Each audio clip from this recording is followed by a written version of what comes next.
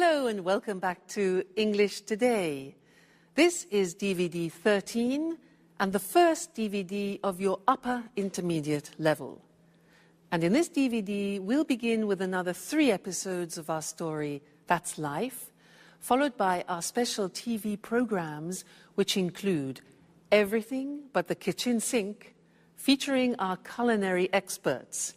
And then there will be a discussion about India and China. Do they represent a threat or an opportunity? Then, in the grammar section, we'll be studying more about the present perfect and the present perfect continuous tenses. And then we'll learn about the gerund and the infinitive. And we'll also study the first conditional. All right? So, I hope you enjoy yourselves. Sharon, I called a real estate agent 5 minutes ago. He deals with apartments in Japan. He said he'd send an email with some photos. That way we can choose which apartment we like the best. Don't rush me, Peter. You know I haven't decided. I know. We've talked about this a lot. But doesn't the idea of leaving appeal to you? I mean, just think of it.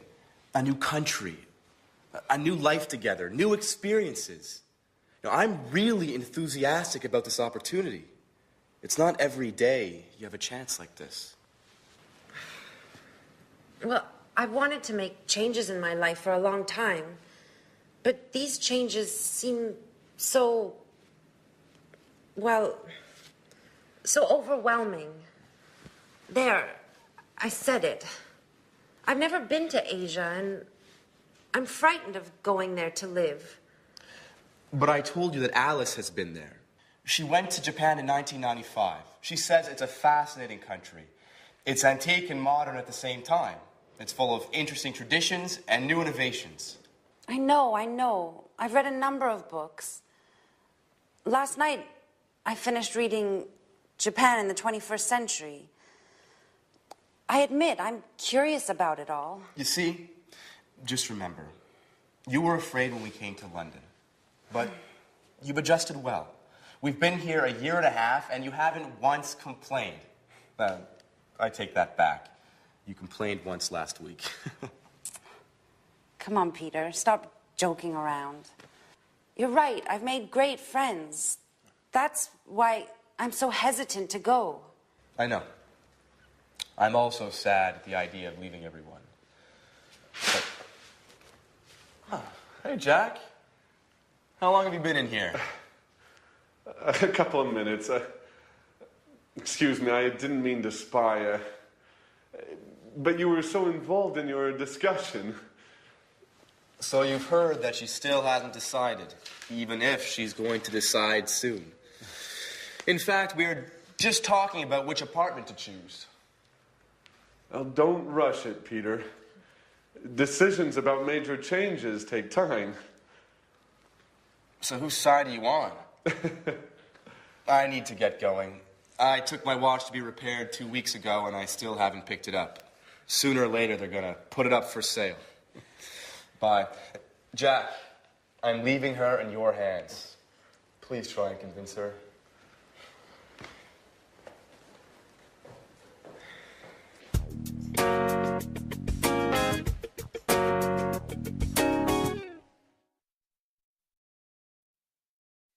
Hello again and welcome back to English Today, your live TV program where you can learn the English language.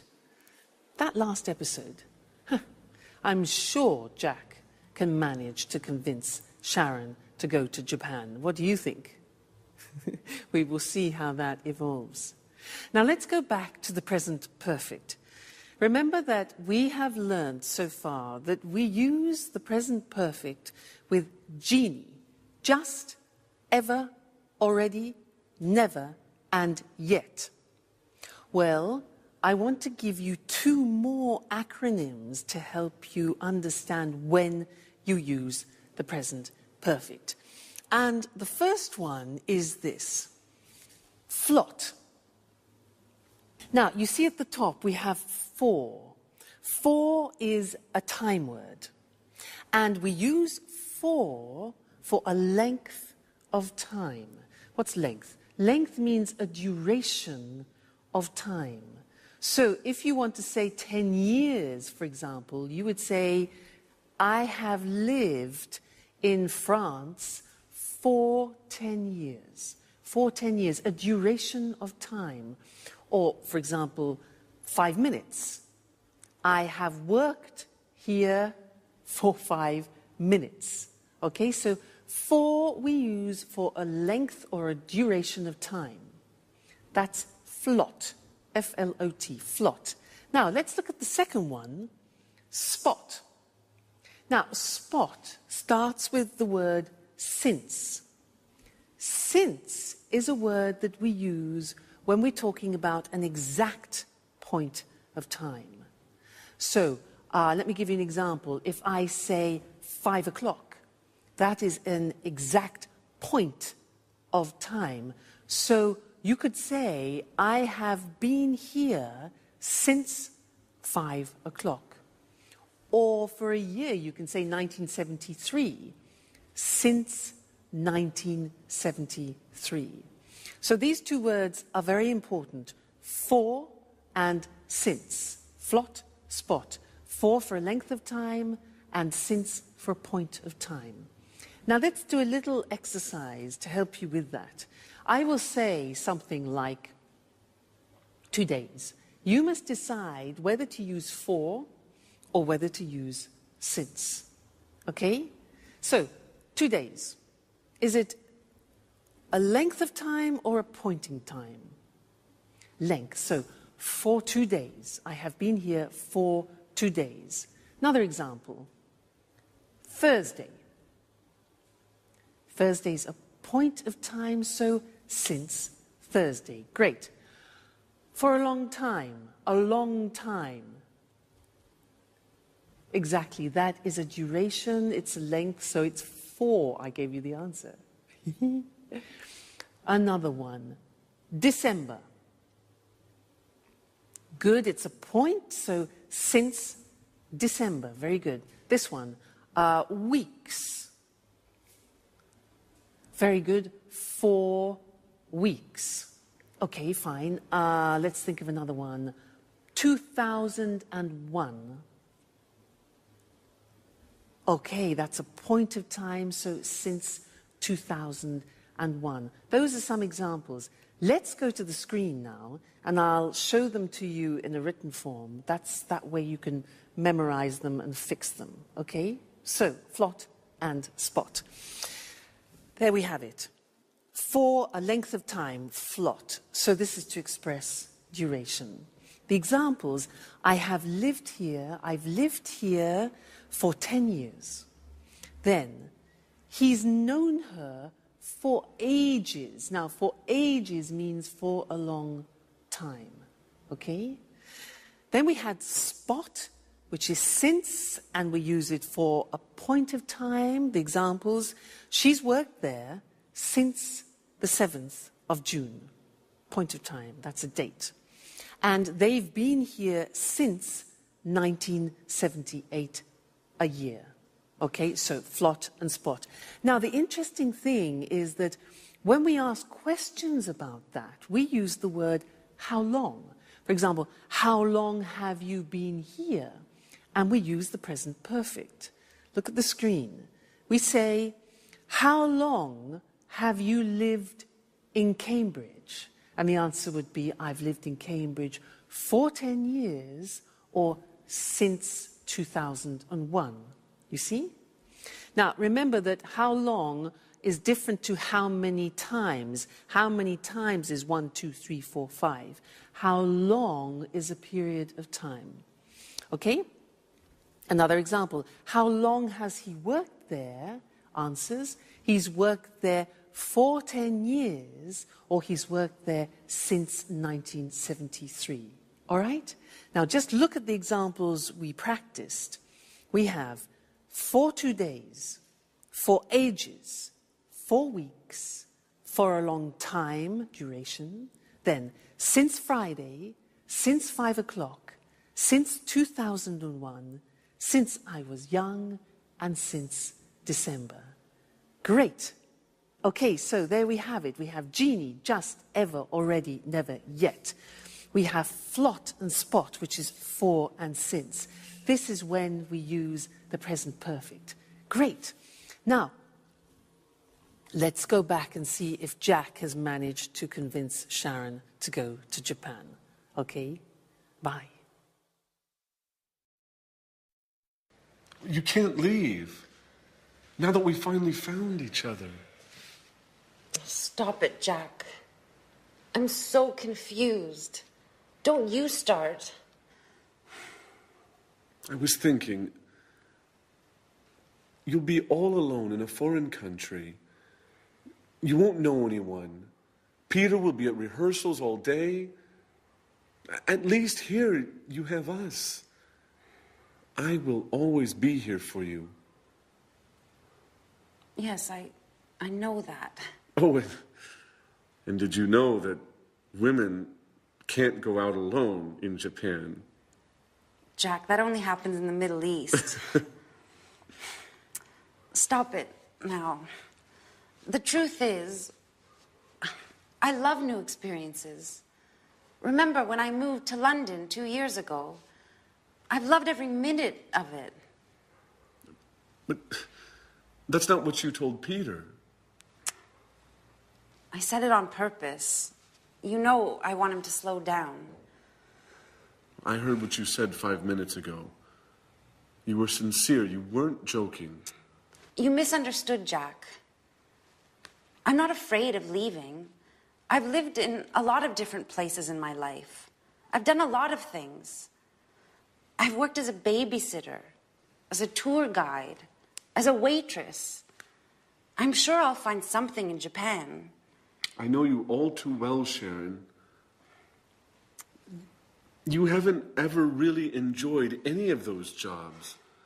You still haven't found what you want to do in life. Stop it, Jack. I'm glad you promised Peter to convince me to go. I didn't promise him anything. So, what have you decided? Are you going to move?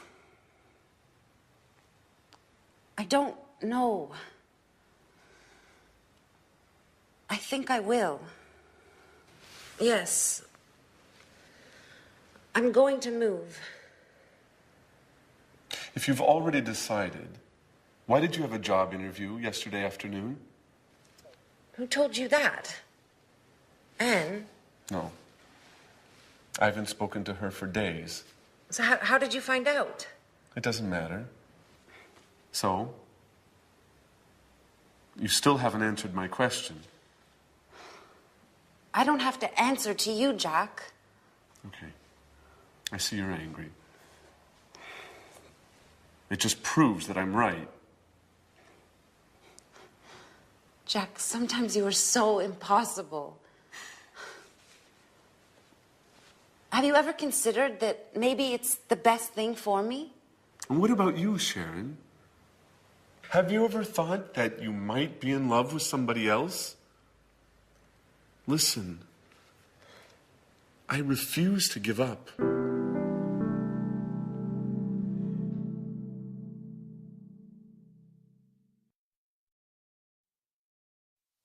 Love is difficult, isn't it? I know something about that. But so is the simple past and the present perfect. And in fact, this is an important lesson because one of the most difficult things in the English language is to decide when to use the simple past and when to use the present perfect. I hear a lot of people making mistakes about this. When do we say, I went, and when do we say, I have gone? Well, remember, up until now, I've tried to help you with these acronyms, you remember? Oilway and Genie. And I really do think they'll help you. Now, do you remember, Oilway was for the simple past. We use the simple past with on, in, last, when, ago, and yesterday. Okay? And we use the present perfect with just, ever, already, never, and yet. Be careful, There are two A's. This is already, this is ago. Okay, so be careful there. So when you are speaking English, you have to make these choices. What do I use? Simple past or present perfect? And it depends on what time reference or time word you are using in the sentence. That is the most important thing, okay? Which one of these acronyms? Let me give you an example. We'll take a simple verb like I go. Now, if you want to use already in the sentence, what do we use? Do we use present perfect or simple past? Already is part of genie, just, ever, already, never, yet. So you need the present perfect. And you say, I have already gone. Now, if you want to use last week, where is it? L, last, simple past. So you say, I went last week. Now, you try. I want to use just. Which one? Genie, just. So we say, I have just gone. Present perfect. Okay, next one. I want to use yet. Now be careful, there are two Y's. This one is yet, this one is yesterday. Be careful. So, yet is negative, do you remember? It's present perfect, and the yet is at the end of the sentence, so I haven't gone yet. All right? That's more difficult. Yet, so that's an exception. Next one. When? When? Okay, simple past. For a question, very often, when did you go? Next one. Never. Right? I have never gone. Present perfect. Fabulous. 2 days ago. Now this is already, and that is ago. So, I went 2 days ago. Great, you're getting the hang of it. On. Yes, so I went on Friday, for example. Yesterday. I went yesterday. And the last one, in. Yeah, good. I went in June or in September. Fantastic. So that's it. Okay? When you are deciding whether to use the simple past or present perfect, think of the time words. And let's look at that on the screen, just to remind you once more, because this is difficult. So, oil way is for specified time. On, in, last, when, ago, yesterday. I saw him on Friday. We went there in 1988. She came last week. When did you visit them? Question form. I visited them 2 weeks ago. I saw him yesterday. On, in, last, when, ago, yesterday. Then genie for unspecified time, indefinite time, just, ever, already, never, yet. Examples, I have just seen him. Have you ever been to America? They've already eaten. He's never learnt. And have you met them yet? Okay, yet at the end. So please try and memorize these. Oil way, genie, and think about it when you have to decide between simple past and present perfect. All right? Good luck. And I'll see you again soon. Bye.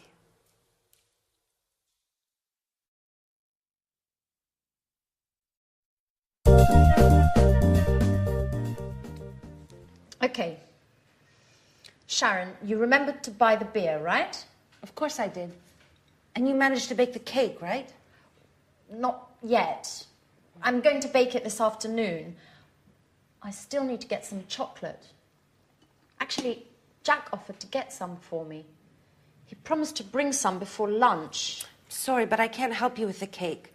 I have to take some tourists to visit the Tate Gallery. Oh, don't worry about it. I'll have Jack to help me. He decided to stay home today to give me a hand. Just don't forget to tell Tom, David, Mary, and all the others. Don't worry, Peter said he'd take care of it. I'm sure he's already got in touch with everybody by phone. Great. Everything is going as planned. Oh, don't forget to buy the present. Don't worry. How about getting an astrology book? She'd love that. Absolutely. She loves reading those kinds of books.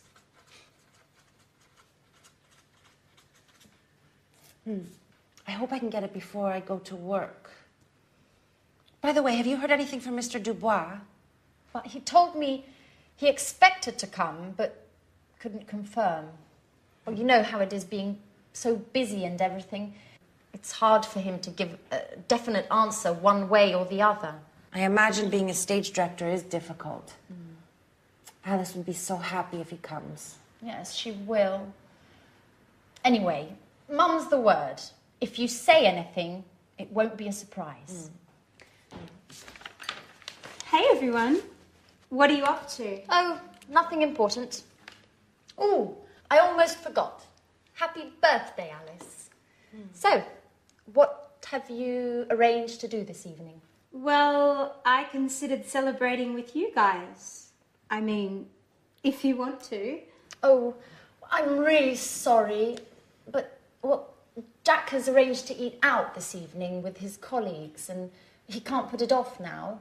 And, well, I agreed to correct some reports. Oh, I see.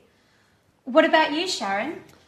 Oh, I'm terribly sorry, but I agreed to go to the theatre with Peter, and he won't be finished rehearsing before midnight. But I thought...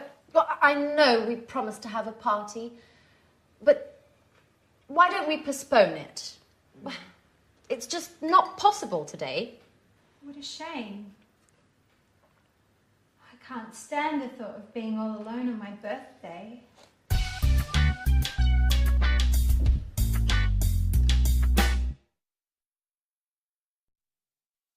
Hello again. She really believed them, didn't she? Great actors. Now, in this lesson, I want to do something new, and it's related to gerunds and infinitives. In that last episode, our friends used some quite complicated sentences, which I want to look at with you now. Anne said, Jack offered to get some cake. Do you notice that there are two verbs together there? Jack offered to get some cake. Now, offered here is followed by an infinitive. That's one example. The next example is, she said, he promised to bring some before lunchtime. He promised to bring some.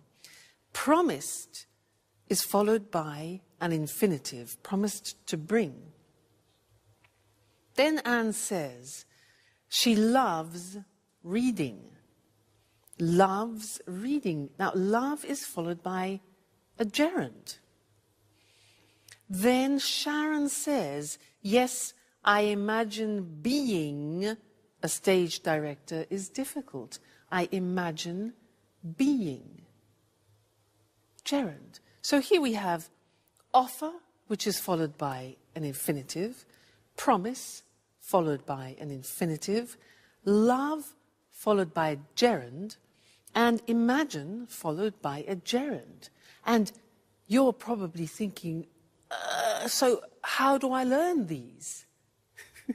Well, you have to learn them by heart, as we say. Yeah, there's no other choice. So let's go to the board now, and I will show you how it works. And unfortunately, like the simple past irregular verbs, it's all a question of memory. So, as we said, when you have a main verb followed by another verb, sometimes it's in the infinitive, sometimes in the gerund. Let's look at some examples. You managed to bake a cake. The verb manage is followed by an infinitive. Jack offered to get some. He promised to bring some. I have to take some tourists. Have to in the sense of obligation. What have you arranged to do? Arranged plus infinitive. I agreed to correct some reports. So there you see manage, offer, promise, have, arrange and agree are followed by the infinitive with to. Let's move on to the other examples where verbs are followed by the gerund. She loves reading. So love followed by reading. Gerund. I imagine being a director is difficult. Imagine followed by gerund. I considered celebrating. Considered followed by gerund. Celebrating with you guys, and he won't finish rehearsing before midnight. So there we have examples of love, imagine, consider, finish, followed by the gerund forms. So it's a bit complicated, and it's a question of familiarizing yourselves with the verbs that take gerund and the verbs which take infinitive. It comes with practice, don't worry. But this is just an introduction. So, let's go back and see what's going on in Alice's birthday party, all right? And I'll see you later. Bye.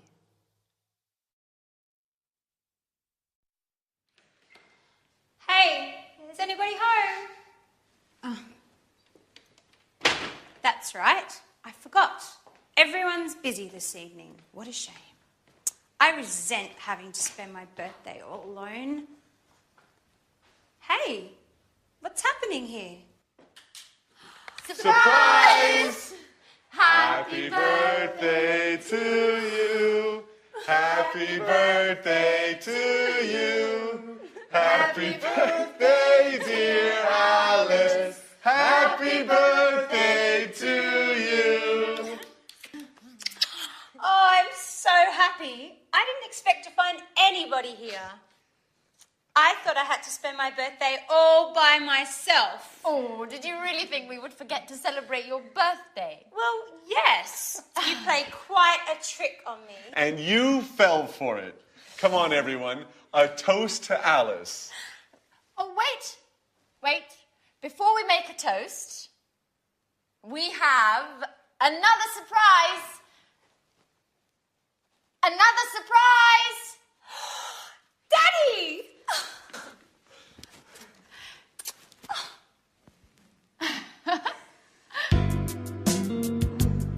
This is such a great birthday. How did they talk you into coming? Alice, dear, how could I miss your birthday? Work is important, sure, but nothing is more important than my dear, sweet, only, lovable, adorable little girl. Dad, if you talk like that, you'll make me blush in front of everybody. Listen, I know I wasn't always there for you and that I've made a lot of mistakes, but I want to catch up. Things change. I've got a suggestion for you. Do you want to come and work with me? Really? With you? What would I do? You can write scenes for my films. You've always had artistic flair. I'll teach you the tricks of the trade. You'll learn how to write convincing scenes in no time at all. That way, we'll always be together, if you want. I don't know what to say. I gave up wanting to spend time with you. You don't have to decide to do anything now. Let's celebrate your birthday. Let's toast. Cheers, Alice. Thank you so much, Daddy. This is the best birthday of my entire life.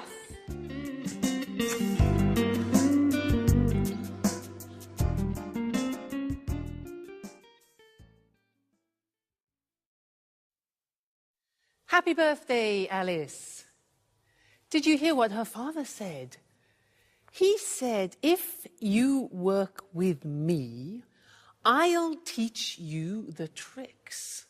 Now that's an opportunity, not only for Alice, but also for us, because he used a grammatical form that I want to teach you now. If you work with me, I'll teach you the tricks. And that in English is a conditional form, the first conditional. If I work, if plus the simple present, I will teach, followed by the future will. So to illustrate this a little bit better, I want to talk to you about what is almost a religion in England, making tea. Now, every household in England has one of these, this. Do you know what this is called? It's for water, to heat, to boil water. In English, we call it a kettle. Every English household has a kettle. We have all sorts of different models as well. And I can assure you, if you buy a kettle, you will never regret it. Why? Look at this. It's very light, plastic, and it's very fast. So, if you fill this kettle to about here, it's 1.5 liters. And then, here's the plug, if you plug the kettle in, the water, 1.5 liters, will boil in 3 minutes. Incredible. So, 1.5 liters, if you boil 1.5 liters, then it will be ready in 3 minutes, okay? The other good thing is that if you want to carry the water to another place, look, take it off the element, and it's portable. Now, there's one thing to remember. Inside, sometimes it gets a bit dirty. You have a special liquid to clean it, because if you don't clean it, then it'll change the taste, or it might change the taste of the tea. Okay, so that's important. So, a kettle, if you buy this, I can assure you, you will never regret it. Okay, now, I was using some conditional sentences there, and I want to go to the screen now to look at those more carefully. It was the first conditional, using if, all right? And this is used to describe real possibilities. So, look at this. If you work with me, this is Alice's father, I'll teach you all the tricks. So we have if, then the present tense, and then will and the infinitive, which is probably different to your own language, so be careful about that. The other example, if you use a kettle, you'll make tea faster. So present tense, future with will. If you use a kettle, you'll make tea faster. If you don't clean it, the tea won't taste good. You see the negatives there? If we don't, negative of the present, the tea won't, negative of will, taste good. Now, we can sometimes change the second part. Look at the next example. If her father offers her a job, she might accept it. Now, using might gives the idea of uncertainty, but that's fine to use in the first conditional. The other example, if he accepts the job, yeah? If he accepts the job, he might move, go to Japan. All right, so you can also use might. If you stay with me in English today, you will learn the English language. All right? Great. Well, I'll see you again in the next lesson. Bye.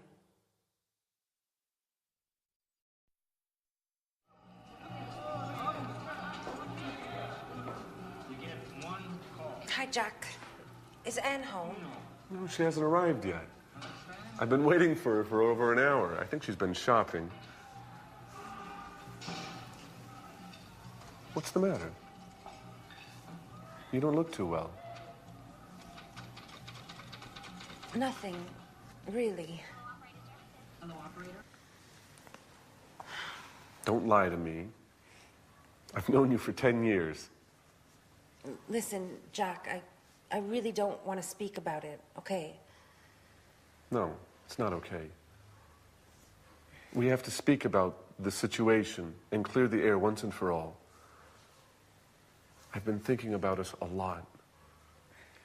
I've been thinking about us so much, I haven't slept well in nights. What have you been thinking, Jack? About us. You're leaving for Japan. I've told you before, and I'll tell you again, Sharon, it's crazy. You can't leave now when we know how we feel. Jack, you're repeating yourself. That's right. And I'll continue repeating myself until you accept the truth. We're made for each other. Stop it. You're embarrassing me. Sharon, listen. I haven't stopped loving you. And I know you feel the same about me. That's it. I said stop it and I meant it. Look, you've made me cry. And anyhow, how do our feelings change anything? How do they change anything? They change everything. You must tell Peter immediately about everything. Tell him you won't go.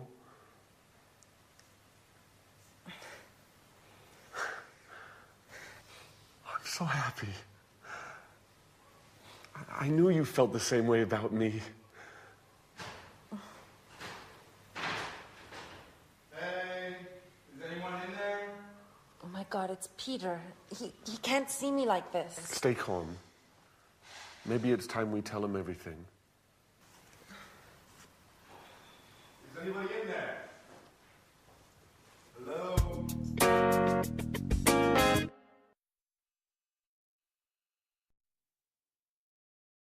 Hello, everyone, and welcome back to some more English today.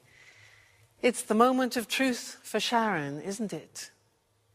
Now, in that episode, they used some very interesting language, and language which is a grammatical form very typical to English.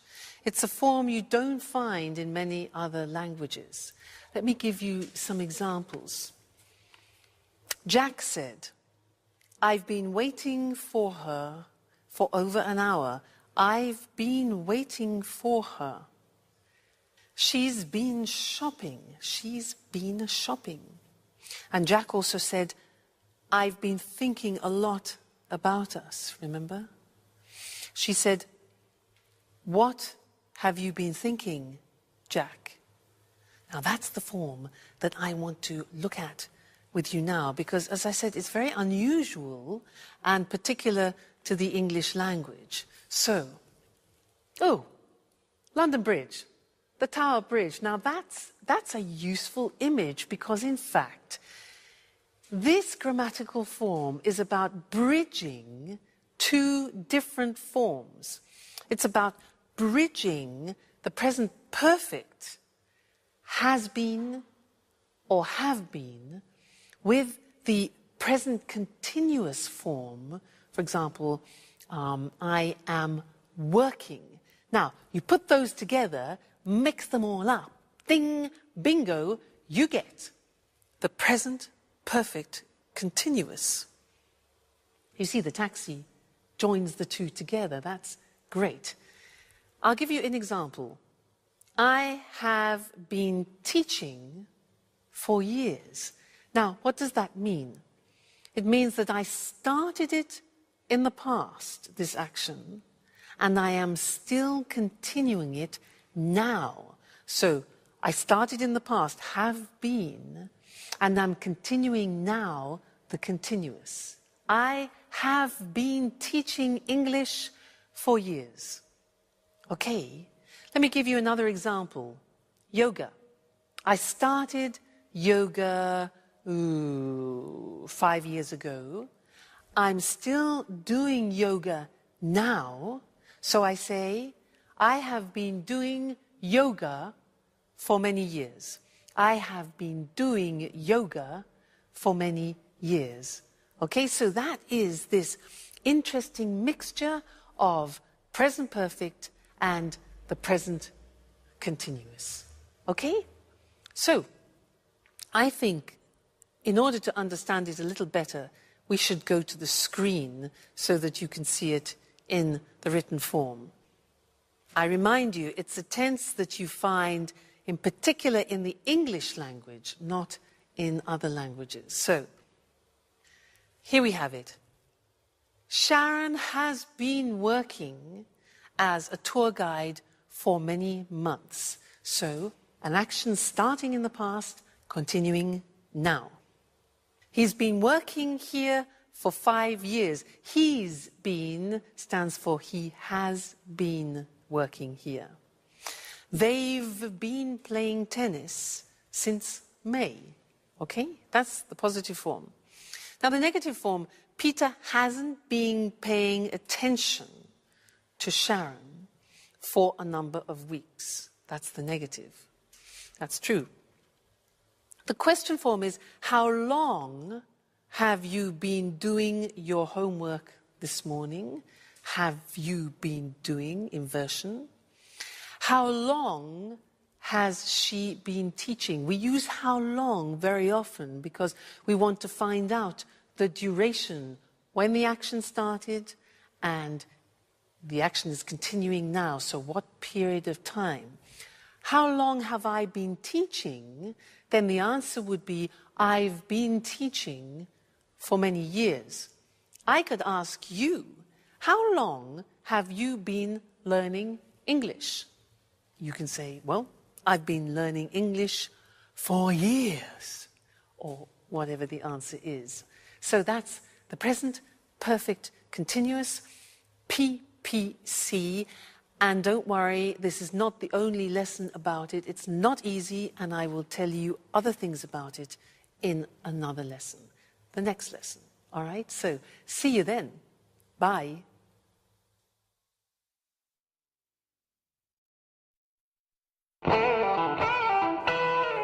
Jack? Sharon? What are you doing here? I've been looking for you for half an hour. Hey, what's the matter? You've been crying. Are you going to explain to me what's going on or not? Peter, listen, calm down. I'm not going to calm down. I want answers, and I want them now. What's going on here? That's what I'd like to know. Jack and Sharon have been here for who knows how long, and who knows what they've been doing. Hey, Jack, it's time you tell me what's up. I'm going to get really mad if I don't get some answers. Stop! Stop! You're acting like little children. Come on, Jack. Let's leave Peter and Sharon alone. They need to talk, and we need to go shopping.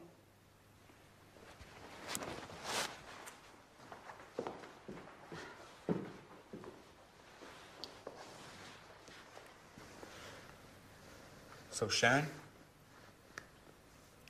What's going on? Peter, I have to tell you something I've never told you before. I've known Jack for a long time. We went to the same university together, and, well, we were once engaged. What? So that's why Jack came to live here. You've been seeing each other, haven't you, Sharon? No, Peter, I swear, it's true. We just happened to meet here. It happened by chance. By chance? That's a strange stroke of luck. Just enough to bring back some old passionate feelings. How long has this been going on, Sharon? Nothing has happened between Jack and I. Even if I do still have some feelings for him. After all, Peter, you've been neglecting me for months. The only thing that's important to you is your work. You live, eat, and drink theater and nothing else. So you're saying this is my fault? No one is at fault. It's just that we want different things from life at the moment. I've had 2 interviews with the director of the Archaeology Museum. They want to open an art exhibition, and they've offered me a job. Do you understand, Peter? It means a job I would really love. What are you getting at, Sharon? Would you stay here and not go to Japan if I asked you? What kind of question is that? Answer me, Peter. It's important. I've accepted the job. Without asking me. How could you? Did you ask me about Japan? Did you, Peter, huh? Are you willing to stay here with me?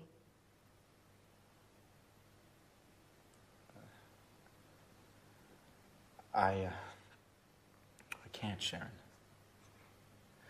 This is my big chance. You see, Peter, I'm right.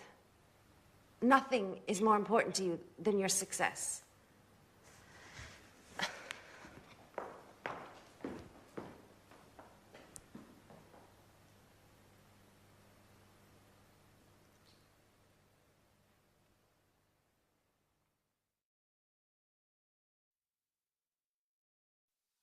So this is our moment of truth. The question is, when do we use the present perfect and when do we use the present perfect continuous? Many people ask me this. They say, Louise, but when do we use the present perfect? I have gone, I have seen, I have done. And when do we use the present perfect continuous? I have been working, I have been learning. Often people confuse the use. And you're right, it's not easy at all. So I'd like to try and help clarify that by these simple things, a revision of what we've already seen.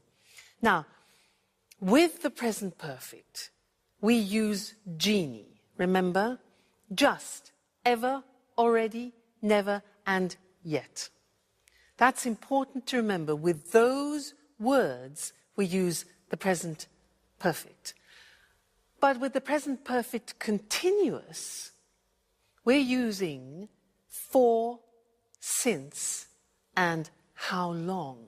Okay, now that is the difference. So if I take a phrase like, I do the exercise, and I want to use the time word already, then you need the present perfect.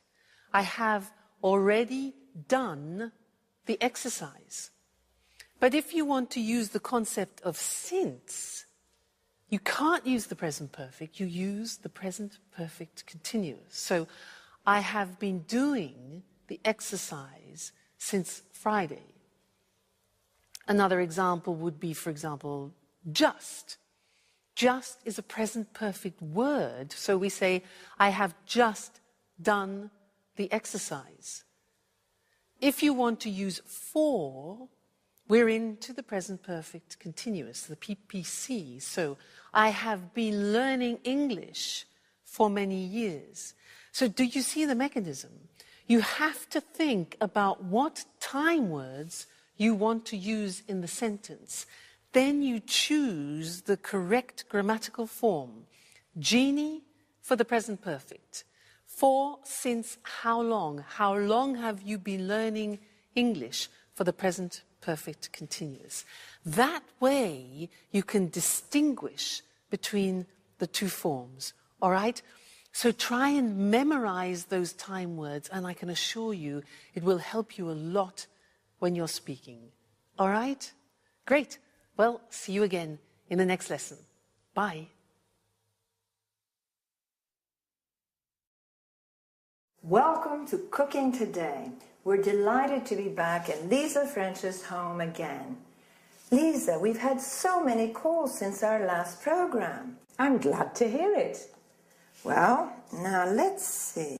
Here, Sally from Manchester is getting married in June and has always dreamt of having a well-equipped modern kitchen just like the ones in the movies. How can we help her? Well, to begin with, a kitchen environment should be well lit and have ample surfaces to work on. Also, plenty of drawer space is necessary for storage of food items and utensils. I know what you mean. I have to contend with a small kitchen that has neither light nor enough drawer space. That's why I go out to restaurants. You don't need a king-size kitchen to enjoy cooking in it. What's important is organisation and having things at hand. What are the main appliances newlyweds should have? Well, obviously, a hob, an oven,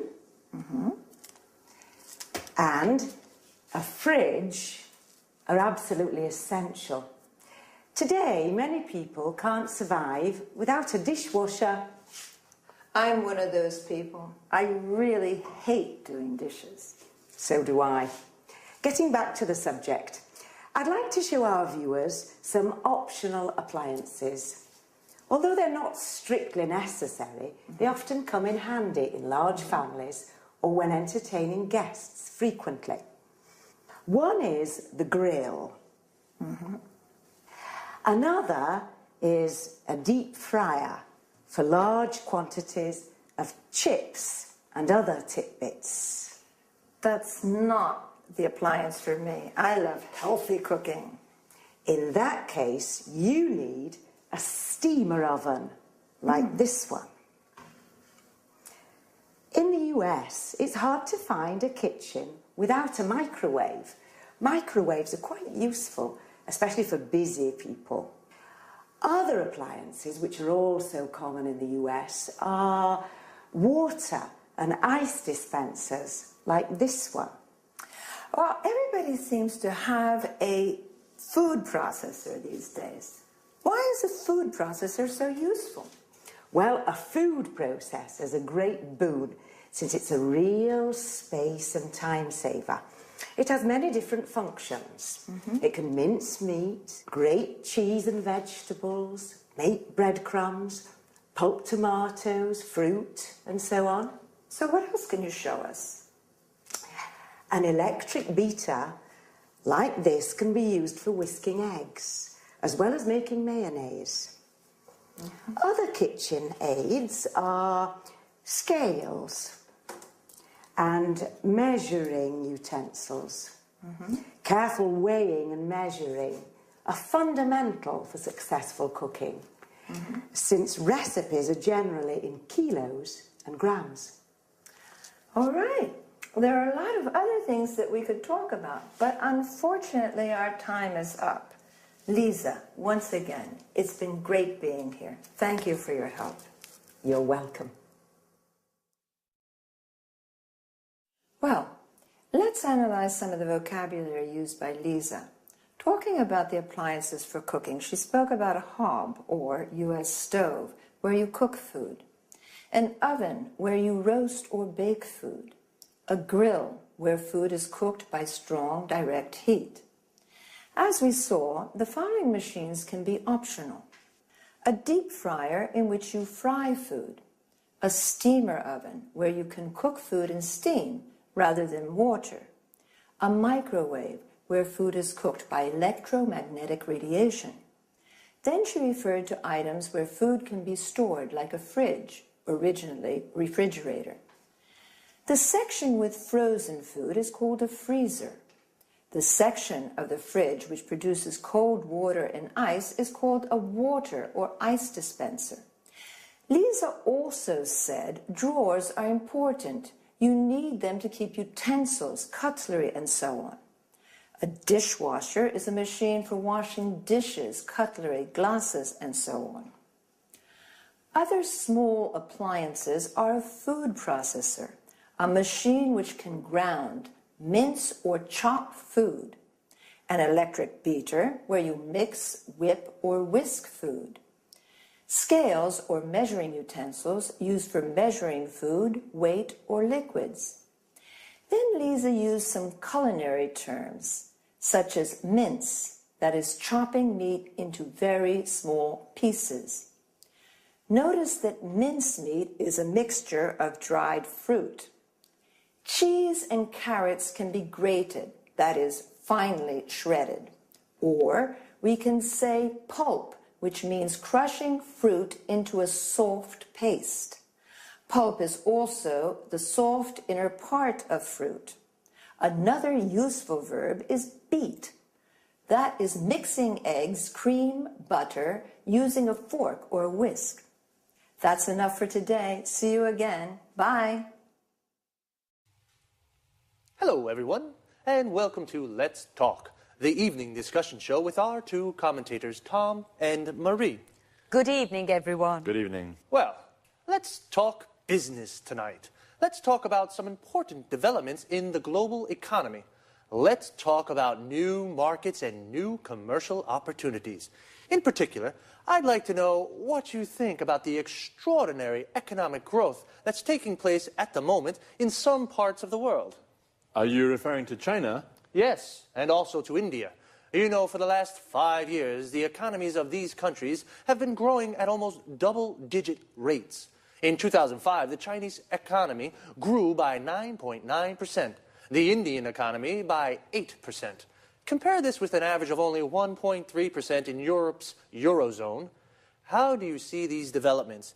Is this enormous economic growth an opportunity or a threat for European producers? Well, I'm rather concerned about it, and I believe that many European industrialists are concerned too.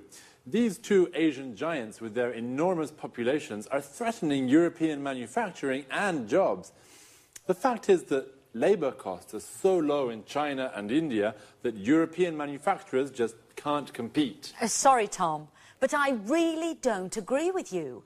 I don't see these growing economies as a threat to European producers.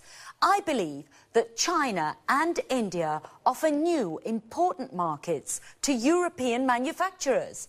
You know, both countries have middle classes that are becoming larger and larger.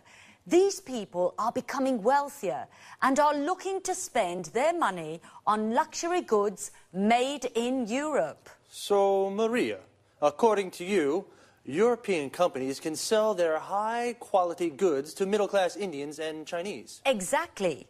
In this way, European exports to China and India are predicted to increase. Just a second, Marie. The reality of the situation is rather different. India and China are selling much more to Europe than Europe is selling to them. I accept that's true at the moment.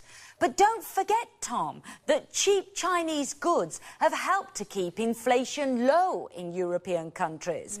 And this has helped keep interest rates low too.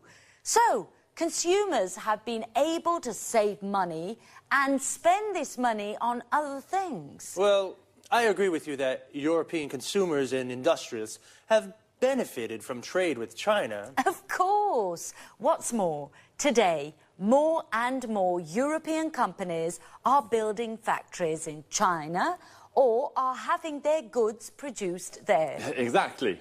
That's the problem, Marie. European industrialists are deciding to have their goods produced in these countries because labour costs are lower.